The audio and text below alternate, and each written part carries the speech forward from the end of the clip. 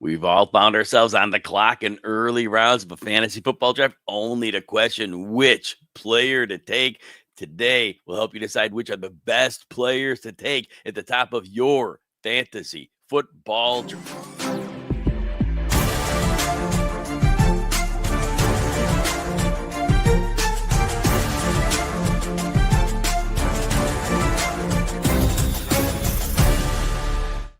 Welcome to the RotoWire Fantasy Football Podcast. Yes, we are sponsored by Circa Resort and Casino. I'm Jim Coventry. Today's show, I'm going to start analyzing what I call ADP battles, players at the same position who are being drafted in a similar draft range. I'll give you the upside and downside and the bottom line for each player to help you make that big decision on draft day. But before we dive into today's show, let's hit a season-long player prop that I really like right now. I'm using the RotoWire Picks tool to break this down. It's part of the RotoWire subscription, and honestly, it's one of the sharpest edges you can have going into your season. And let me tell you, you can make money on this. All right, let's get rolling here. I'm going to open up this document and show you right now what we have for the RotoWire pick. So we're going to be talking some Justin Jefferson today. All right, here we go.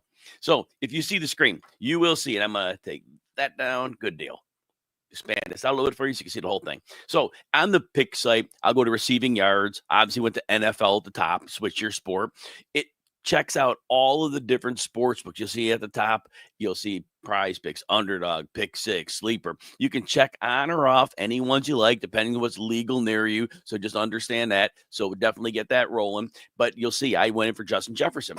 And if you notice here, this does the shopping for you. Like you go to the right, you see on Prize Picks, Justin Jefferson's like 1,300 yards. 100 yards less, 99 to be honest, if you want to fight over that, on both Caesar Sportsbook and BetMGM, 12.25 the Prize Picks. So obviously, I'm going to go with the over here, and I'll explain why. But you see, at 1,200 yards, I can make that a straight bet because, on Prize Picks, you may have to make that in with a number of other plays, bunch them together. But we just go at one thing, and we are definitely in great shape here. But remember, Justin Jefferson, he has proven, if nothing else, he isn't dependent on quarterback. Sam Darnold played extremely well. 1,500 plus yards. Nick Mullins, the end 2 years ago, that worked really well. We know in 4 seasons, now there's 1 year Jefferson missed time. He played every other game, but he missed those 7 games a couple of years ago with that hamstring injury. But his average in those 4 seasons, 1,590 yards. Even that injury-plagued season in 2023, when he played 10 games, he still had 1,074 yards. He came super close to that 1,200 by missing 7 games. I do expect the Vikings to be a little more pass-heavy than usual this year. I understand that. Run heavy. That defense will come around, that offensive line. They really bulked up the interior. First-round guard. They went in free agency. Will Fries, right guard from Indy. Center, Ryan Kelly. I think they want to run the ball. Bring in, to go with Aaron Jones, they bring in Jordan Mason. But that said, when they go to pass the ball, it is always going to be about Justin Jefferson. That's my prop. You want access to this great tool, you go to rotowire.com. You pick your favorite subscription. You use the code YouTube15 to score your 15% discount. Again, rotowire.com and use the code YouTube15 at checkout. All right, let's move forward, but I want to give you one public service note first. Last year, 44,000 people signed up for a chance to participate in the Scott Fish Bowl. Only 4,000 received invites. Now, RotoWire is your chance to win a spot in the most coveted fantasy football tournament around. We're giving away 10 invites across YouTube, X, our Discord, and other channels. For your chance to win one of those invites, simply like this video, subscribe to our channel, or leave your email address or RotoWire username in the comments below.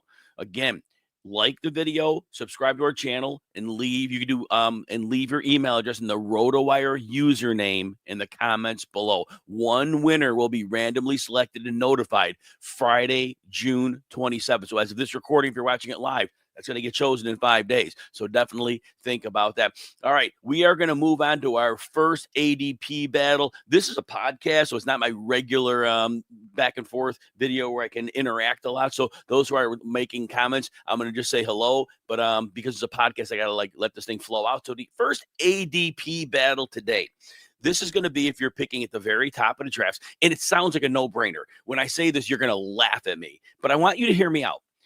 The Jamar Chase is going as the 101 in almost every draft unless somebody wants a running back. And Justin Jefferson is the clear wide receiver too. And people think it is this massive difference between the two. And based on last year, you might say, well, Jamar Chase pretty much was the season, that you wanted to have, that triple crown. But let me lay out the case for both of them first. I really want you to hear both. Just hear me out. So, yes, Jamar Chase, 1,708 yards, 17 touchdowns, caught 127 passes, targeted 175 times. It was a beautiful season. His most dominant season by far. So now we're going to look at the underlying things that made him great. Obviously, we know Jamar Chase is Superman. 86 percentile yards after the catch. That elevated him to his best yards per reception since his rookie year when the two high safeties weren't a thing and he was like going over the top and crushing everybody. But 13.4 yards per reception. That was his best as the rookie year. And again, 86 percentile. It's beautiful. Now, here's what I want to point out to you. Last year was a thing of beauty. But the 3 years before that, this was Jamar Chase's average season.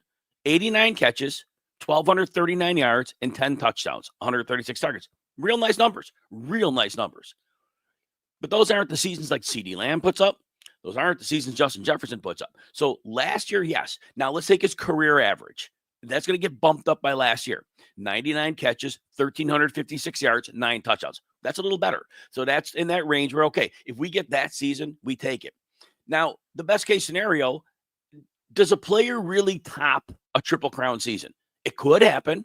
Could happen anytime. But then the question becomes, is it likely to happen again? And it might. So if you're betting on that, I get it.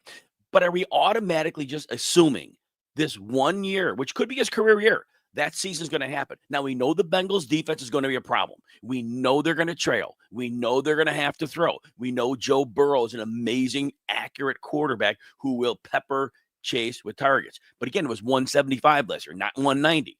So I can't argue that Chase is going to have a beautiful season. And I don't want to argue that.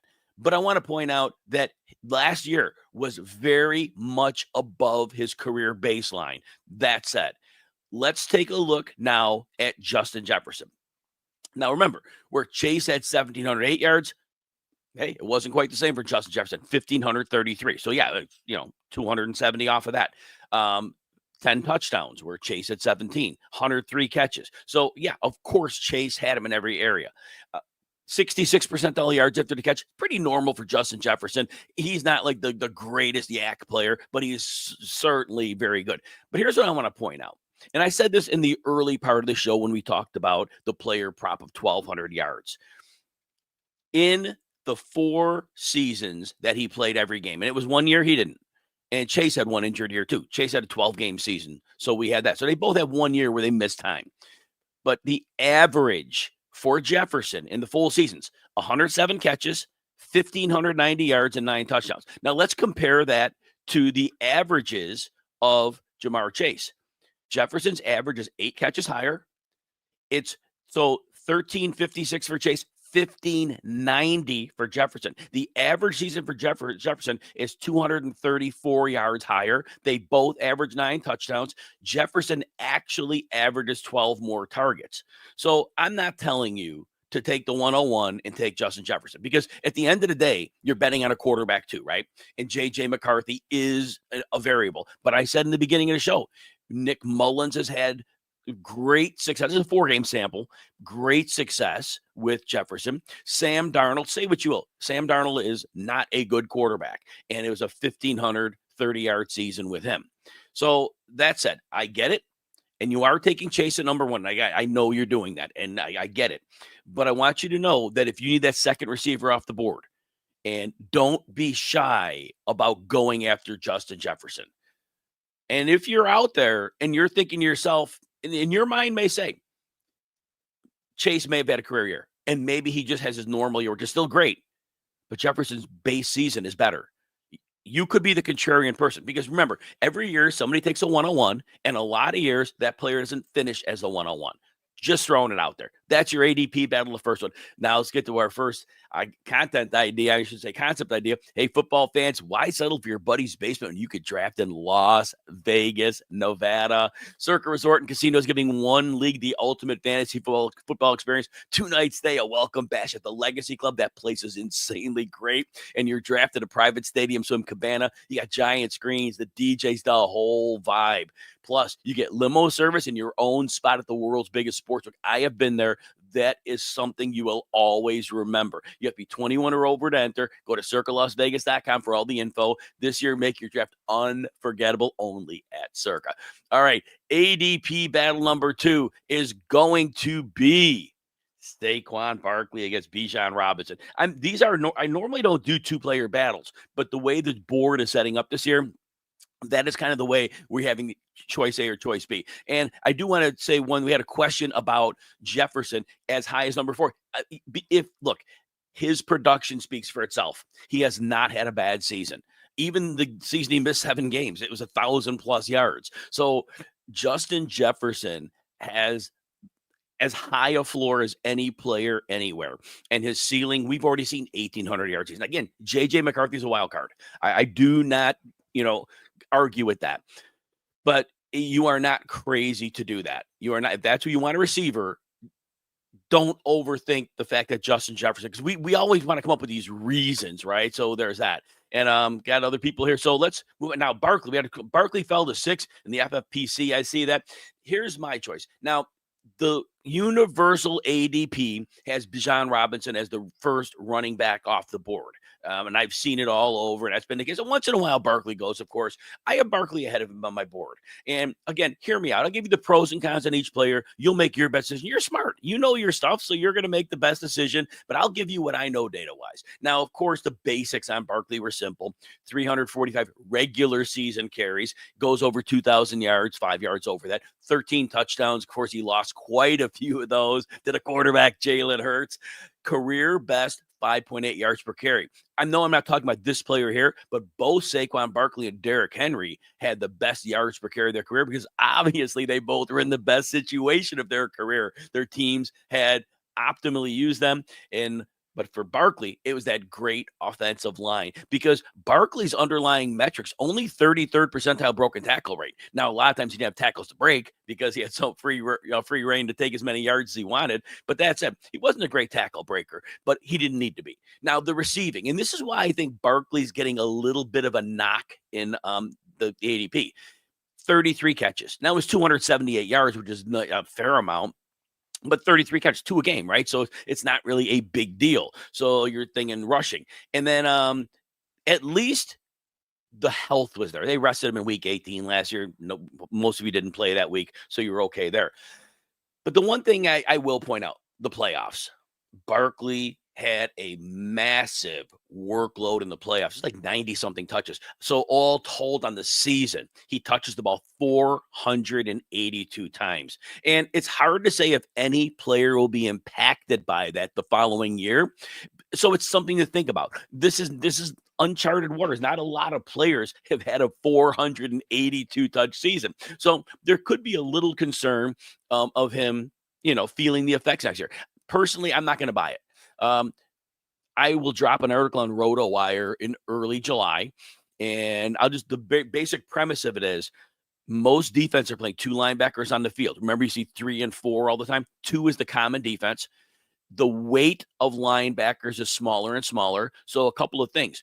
These hitters aren't guided missiles anymore, and there are so few linebackers on the field with 2 that we often see the offensive line and the tight end can all get a hat on a defender. So there's not as many free shots. So I think the premise of that article, you're going to like it when you read that one. It's going to be a great article. I mean, not because I wrote it, but because the research really proved to me quite a bit that I kind of looked for. And so these running backs aren't taking the hits in the middle of the field abuser. Now you're going to turn ankles, of course, and you're going to twist the knee. That's going to happen. But I think a lot of these wearing down things, I think we're going to start to see some extension of running back durability. So that's my point there. Of course, Barkley had 7 games over 26.7 PPR points. He only went under 10 3 times. And we know that the defense is going to be good. Vic Fangio's coaching it up. They have talent across. They've really developed their talent, and they've made wise free agent choices.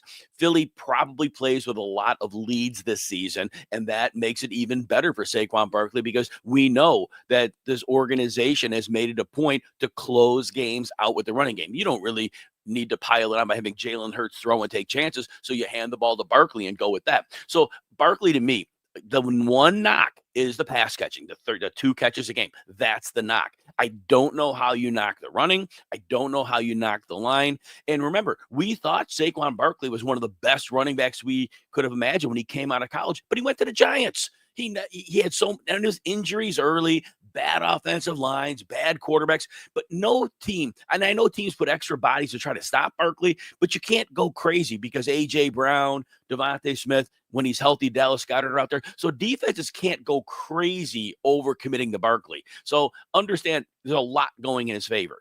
Bijan Robinson, like I said, the universal first running back off the board, 80% of drafts, he's the first one going. And I get it because he did have a magical season.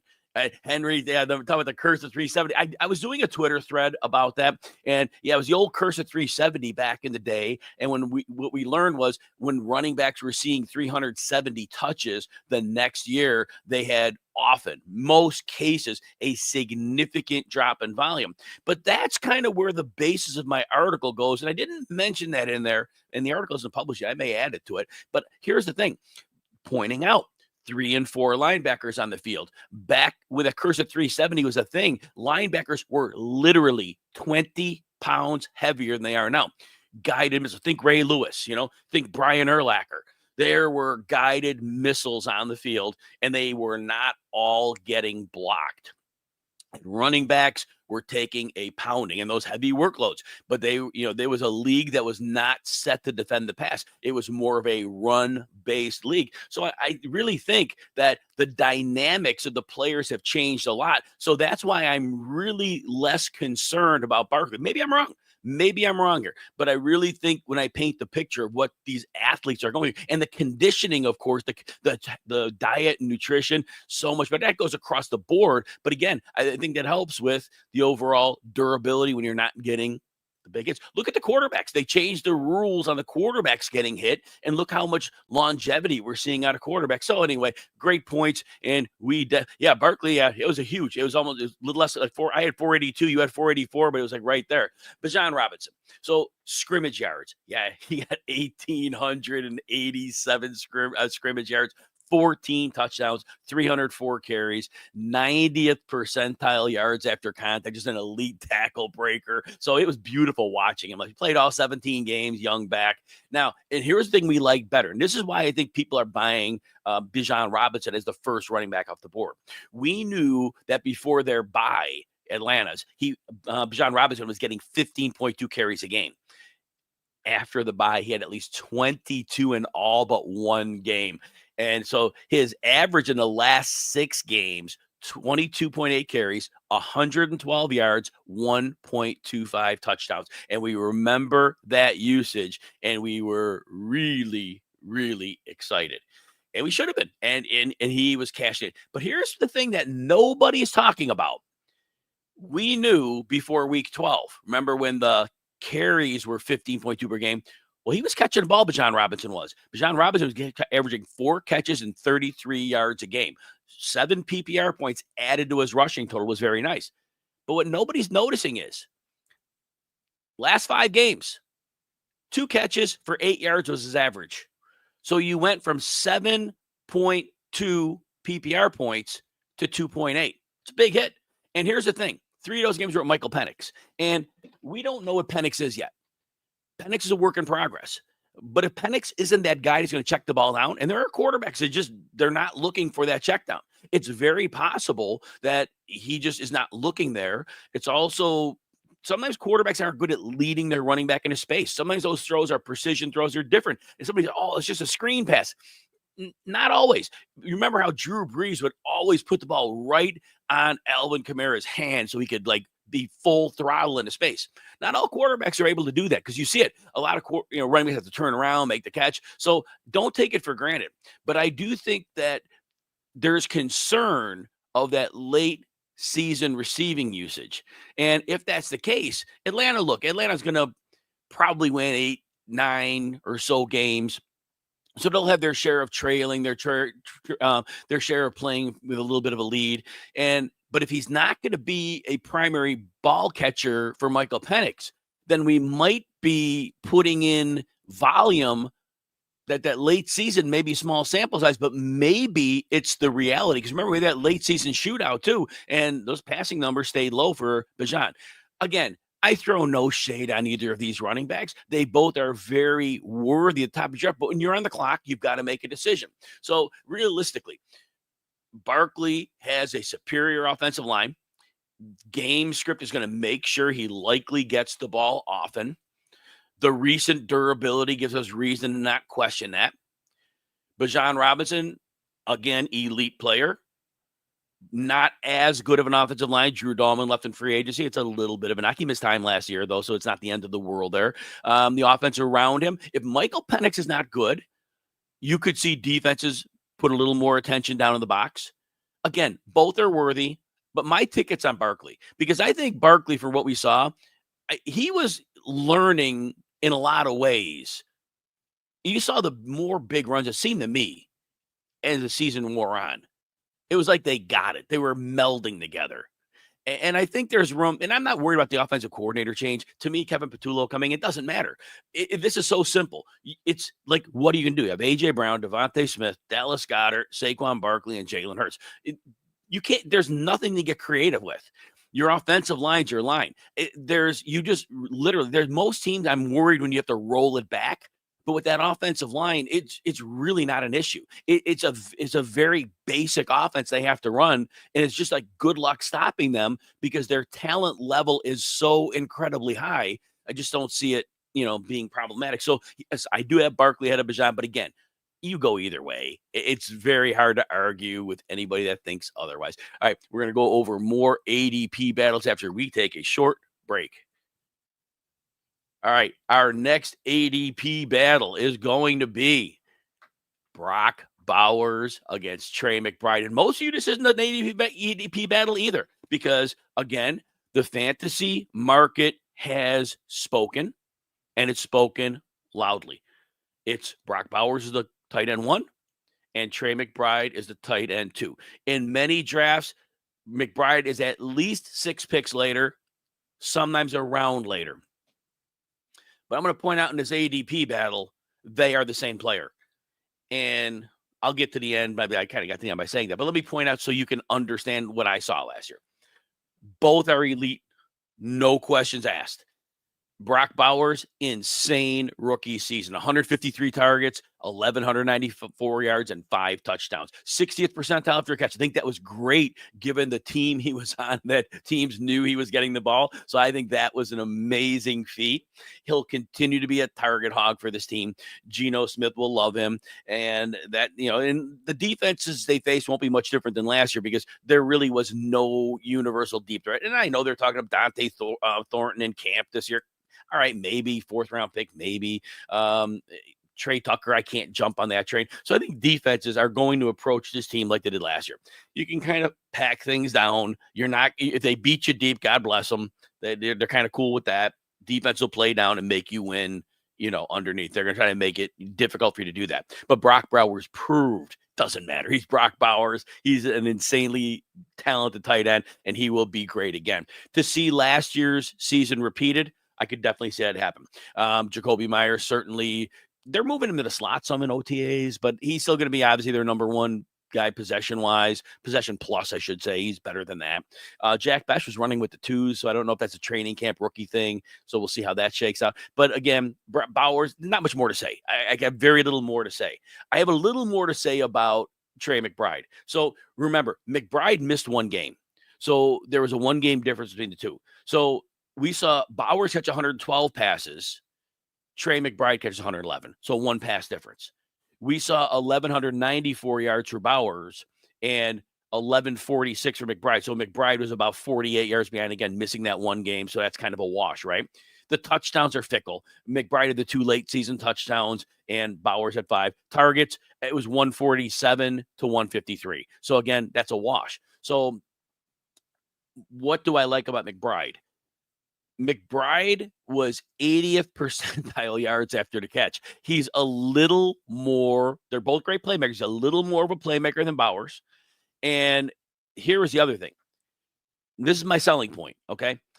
Arizona, for the last 2 years, in the beginning of the season, it took them time, Drew Petzing, to figure out what he wanted the offense to become. Last year, remember the beginning of the season, we saw a lot of Greg Dortch on the field. It didn't translate to a lot of catches, but he was on the field a lot, 3 receiver sets. And then after week 5, all of a sudden, we saw the second tight end on the field more, and we saw Greg Dortch disappear. When they went to 2 tight ends, Trey McBride was freed up, didn't have to block as much. So what happened? So before the bye, McBride was averaging 9.4 PPR points. Okay, but not great. Once they went to the 2 tight end primary base, that 9.4 PPR for McBride went up to 17.2 average the rest of the way. So you could say very confidently that from week 5 on, Trey McBride was better than Brock Bowers. And Bowers had some legendary games down the stretch, but McBride, it was like every week. So that's my point. That identity set, I don't see it changing. James Conner is still the engine of the offense from the running game. Kyler Murray has Marvin Harrison. They talk about wanting to use him more. They had a chance after their bye. They did lower Harrison's depth of target a little bit, so that was promising, but they still didn't have a clue how to weaponize him. McBride is likely still the number 1 in this offense. So that's it. Again, you can't go wrong with Bowers or McBride, but here's my point. Depending where you're drafting, you can get McBride later. So depending where you're at on the board, if you feel you could get maybe a wide receiver in that second round pick and you're early enough in the third and you're like, okay, I can want my tight end early, then I think that the discount on McBride is very significant, at anywhere from 6 picks to a round. And to me, to get the same player a little later, why would I not do that? Now, if you're at a point in the draft where maybe your tight end premium, there's not a second tight end falling and you just feel more comfortable with Bowers, I get that. But if I was at a tight end premium and I had a first tight end off the board, and I'm not just being contrarian, okay? I will take McBride ahead of Bowers because I believe what I saw from the 2 tight end sets from week 5 on. That's where I stand on that one. The NFFC Fantasy Football RotoWire Online Championship is live. Play fantasy football against your favorite RotoWire experts on NFFC this season. You got myself, you got Jeff Erickson, you got Nick Whalen. I haven't been set up with my date yet. That'll be coming soon.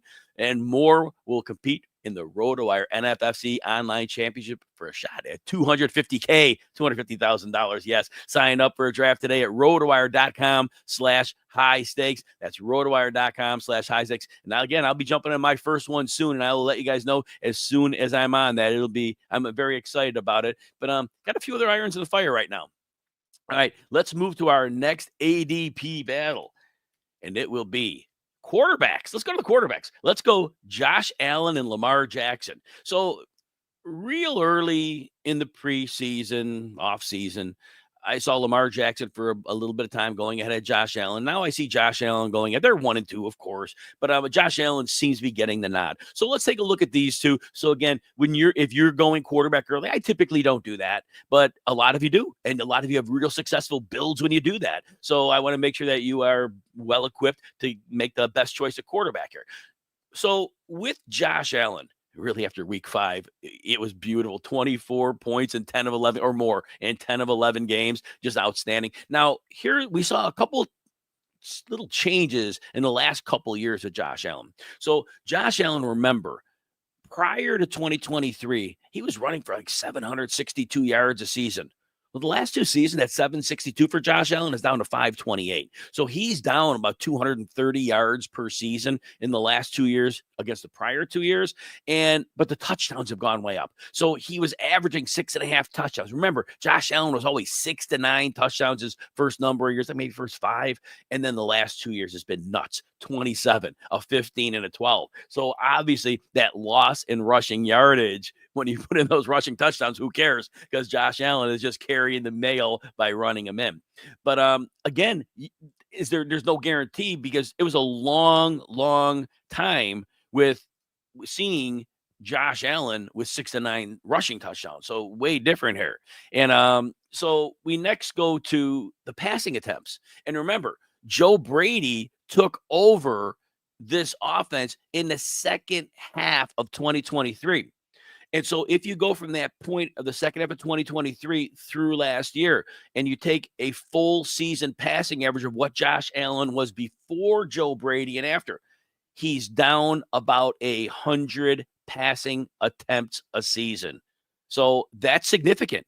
And we've noticed it because his passing touchdowns, remember, 2020 to 2022, we saw him 35 to 37 touchdowns. And then 2023 and 2024, again, Brady, a season and a half, that 35 to 37 passing touchdowns for Josh Allen down to 28 or 29. So he's dropped in pass attempts. He's dropped in passing touchdowns. Obviously, the passing yards have gone down. But what saved Josh Allen, and the rushing yards went down, are those rushing touchdowns. So if you're taking him at number one, you are betting that Josh Allen is going to continue to rush for that 12 to 15. And that's fine. He could do that because big man, right? He loves that ball around the goal line. And that certainly could happen. But I think you're betting on that because the diminished passing volume is a very real consideration that you need to be aware of. Lamar Jackson.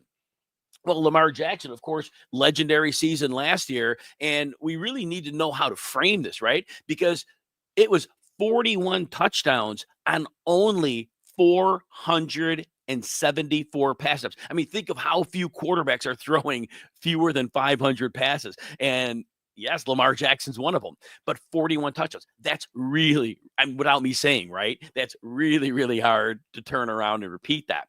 Now, there's a why to it, though. So why do you have such a high touchdown rate? Well, when you have Lamar being able to run, Derrick Henry being able to run, and then defenses know that's what your first inclination is, you have no choice as a defense but to bring as many people down as you can to try to slow it down. And teams are willing to take a chance with Zay Flowers or Rashad Bateman or Mark Andrews beating them. And so we saw the last 2 years under Todd Monken, we saw Lamar go career high 2 years ago, 8.0 yards per attempt. Last year, 8.8. So Monken's smart. Monken is realizing teams are giving you this. The 8.8 was the year with Derrick Henry, of course. And so you're taking advantage, and Lamar's a great downfield passer. So there is a world, as crazy as it sounds to repeat that type of touchdown efficiency. It could happen. I won't predict it. I would say 35 touchdowns is way more likely than 41. 32 is even in the ballpark. But still, now we talk about one more thing at Lamar Jackson. Career high 6.6 yards per rush. And here was the beauty of it. There were 2 iterations of the Ravens run game last year that made them the team they were when we saw them at the end of the season. So they came out week 1 and 2. And if those who listened to me, you knew I was angry week 1. They had that game, I believe, was the Chiefs, and Isaiah Likely has that massive game and almost has a second touchdown. And after the game, I'm salty. Everybody's excited about Likely. He's the free agent pickup here. I'm like, if the Ravens keep using Likely, their season's over. And I think people were angry at me. But my point was this. If they're going to put him on the field and not Patrick Ricard, then they wasted their money on Derrick Henry. Well, in my mind, I don't know for a fact, but I know John Harbaugh went to Todd Monken, probably said after week 2, dude, get Patrick Ricard on the field. And they did in week 3. And once that happened, all of a sudden, we saw the running game make a boost up. So that was a good thing. And then here was the bigger deal. In week 10 or 11, Derrick Henry had never routinely run out of shotgun. They started running him out of shotgun. And here was the problem for opposing defenses. Now they're in a pickle, and the Steelers had this pickle. It's like, all right, do we go after Henry or do we go after Lamar Jackson?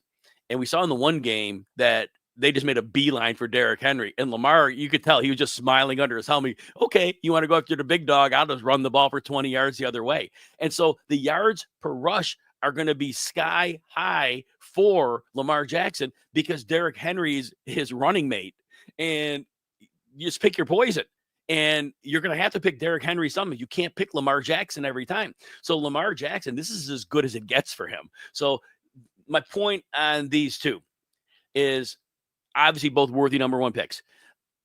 The Josh Allen loss of 100 attempts per prorated over a year with Joe Brady, that's a problem. The lowered rushing yards, that's a problem. He has to maintain the 12 to 15 touchdown pace, which was only 2 of his 7 years. That's a tougher sell. Lamar Jackson, I think the offense is going to be even better this year. The offense we saw again that last 5 weeks, there's no way it's not doing that again and maybe better. So I think Lamar Jackson is going to have all the room he wants. And I think Jackson's floor is incredibly high. And I think he actually has a higher ceiling. And I know he's not getting all the rushing touchdowns, but he could run for like close to 1,100 yards. It was like 9 last year. He could run for an incredible rushing total. You could see that one of the biggest ones of his career. So again, can't go wrong. But my money is on Lamar Jackson. Before we move over, good friend Charlene's in the house. Pick up James Cook, and then Ray. You definitely want to, definitely grab some Ray Davis there to back up James Cook. And because Cook's right now he showed up for the OTAs, but he wants that contract, and he wants way too much money. And the team already cut his snaps last year, so I think you definitely got to make that move. I'll take a couple quick comments here, and I saw we had Henry in the house. I get my first high strike. I'll know soon. I'll have that coming up soon. And then Scott asked about Derrick Henry being a better back out of the shotgun. Yeah, because he didn't run regularly out of shotgun there. But here, it's just the whole point of his running mate. That's the whole thing. Running with Lamar Jackson, it's so defenses are on their heels. And that's the one thing you don't want to be with Derrick Henry there, right? Okay, so all right, let's move forward here. And let's go to, I want to point out one thing for our next ADP battle. If you want to take your fantasy game to the next level, we're giving you 15% off any RotoWire subscription. You head to rotowire.com, choose the plan that fits you best. Enter the code YouTube15 at checkout. Again, YouTube15, everything we offer. Don't miss it. I'm writing 2 to 3 articles a week right now, though. The only place you can catch those is at RotoWire. During the regular season, the team upped my opportunity for articles. So I'll be dumping 3 articles a week there. Going to do a lot of insights to help you get those lineups maximized. So we'll do a real exciting opportunity there. And all right, let's go to our next ADP battle. We have CeeDee Lamb and Malik Nabers. Again, there's another one of those 2-player tiers, right? These are pretty much the wide receiver 3 and the wide receiver 4. And you can maybe think somebody else in that, maybe Puka Nacua. You can. Some people like Amon-Ra St. Brown, but I think these are really your 2 clear 3 and 4 because the target share when we go through this, it is going to be immense. Very little argument about that. So let's start with CeeDee Lamb. CeeDee Lamb plays 15 games last year. I know he had the injury late. I don't know how serious it was. I don't know if it was when he had to miss those games. The Cowboys were out of it. They had Cooper Rush. Maybe he could have played some. I don't know. It's possible. If that was the case, then, we'll see. But anyway, even in the season where we had a lot of Cooper Rush, in those 15 games, 101 catches, 1,194 yards, and 6 touchdowns. CeeDee Lamb still put up outstanding numbers. Was it what you wanted for the draft cost you paid? No. But with the fact Cooper Rush was in, it's very, very hard to really take a look at that and say, didn't like it. It was what he could do. 77% yards after the catch. We know he can be very well weaponized. Now, here's the thing with Lamb, because I think it's important to look at the 3-year average, and Dak missed time 2 of those 3 seasons. But even despite that, CeeDee's average in the 3 years, 114 catches, 1,439 yards, and 9 touchdowns. So it has just been very, very high floor, high ceiling production for CeeDee Lamb. And the fact we know they can move him all over the formation, get him into favorable matchups. I'm not excited that Brian Schottenheimer's coaching the team. I understand that. I know he had success with Seattle. It was everything else around him. I don't believe it was him. I don't believe he has any imagination, creativity. I don't think it matters. Dallas is not going to have a sustaining running game. We like Jaden Blue a little bit. We haven't seen much out of Javonte Williams. You get the annual camp talk. He's back. He looks great again. Yeah, all right. I love Javonte Williams, but I need to see it to believe it. Phil Maffa, 6th-round pick. Miles Sanders getting some buzz. Come on. They're not going to be a sustaining running team. The defense will be okay, but they're going to give up points, and they are going to have to pass the football, and Schottenheimer is not going to have much of a choice when that running game can't get the chains moving. And Dak Prescott, I know this isn't about Dak, but remember, in the last 3 healthy seasons, 2023, 2021, 2019, we had a quarterback 2 finish, a quarterback 3 finish, a quarterback 7 finish. So it is Dak can and he has got it done. So CeeDee Lamb, he really, really benefits from the addition of George Pickens. And George Pickens can do a lot of things, but he's very good vertically and also intermediate area. But he's a great clear out option. And defenses have to respect him. And I know he had his issues in Pittsburgh, but look, Dallas needs him. Pickens has a fresh start. Prescott is very good about you. Remember, Michael Gallup had that season, like 1,200 yards a while back for his knee injuries and this and that. But Dak Prescott can get Pickens going. And then there's Jake Ferguson. So CeeDee Lamb may not get that 191 targets that we had a couple of years ago. But if CeeDee Lamb gets you 155 to 165 in a more favorable situation where the defenses have to be a little more aggressive. And I like how Charlene brings up Joe Milton. Look, if Dak misses time, Joe Milton, I know it was a short outing for the Patriots in that game against the Bills, but the dude looks like the real deal. So if Dak misses time, you know what? Why not Joe Milton? Because the Cooper Rush wasn't, getting it done for the most part. He had a little bit of success with that Tampa Bay game before Lamb got hurt. So yeah, maybe Joe Milton could help if Dak misses time. But yeah, so CeeDee Lamb again. You've got that beautiful floor. I think the ceiling isn't what it was in that 191 target season, but I think to say you're going to go in the 15 to the 1730 range in yards. Yeah, I think that's very, very reasonable. I think that's very reasonable that you could happen. Probably 1600 is where I would land on him. You don't make that prediction and put that out there in running fantasy because that's always higher end. I don't think usually I ever predict a receiver for 1600 yards, but to hit that, yeah, I could see him doing that. So Malik Nabers. So Malik, now apparently the toe injury, and I always thought this, I think the toe injury is okay.